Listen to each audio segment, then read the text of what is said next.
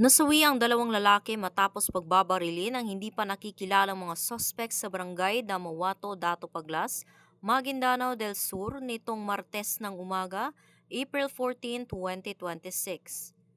Kinilala ang isa sa mga nasawi na si Ibrahim Matukan Pigaulan alias Weng, may asawa at residente ng sitio Olongapo, barangay poblasyon ng nasabing bayan. Samantala, patuloy pang inaalam ng mga otoridad ang pagkakakilanlan ng isa pang biktima. Batay sa ulat ng pulisya, naganap ang insidente bandang 9:45 ng umaga at agad na nai-report makalipas ang 5 minuto. Rumesponde ang mga otoridad at nakarating sa lugar bandang 9:57 ng umaga. Sa paunang investigasyon, lumalabas na sakay ng Honda Airblade na motorsiklo ang mga biktima patungo sa Puro 4 ng parehong barangay nang sila ay pagbabarilin mula sa likuran ng mga suspect gamit ang hindi pa matukoy na kalibre ng baril.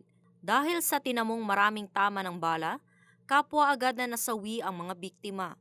Matapos ang pamamaril, mabilis na tumakas ang mga suspect patungong silang direksyon. Agad namang nagsagawa ng koordinasyon ng pulisya sa mga opisyal ng barangay at iba pang law enforcement units, kabilang ang Armed Forces of the Philippines, upang magsagawa ng dragnet at hot pursuit operations laban sa mga salarin. Isinailalim din sa Gordon ang pinangyarihan ng krimen habang sinasagawa ang masusing investigasyon at pagproseso ng ebidensya. Sa kasalukuyan, patuloy ang investigasyon ng mga otoridad upang matukoy ang motibo ng krimen at makilala ang suspect.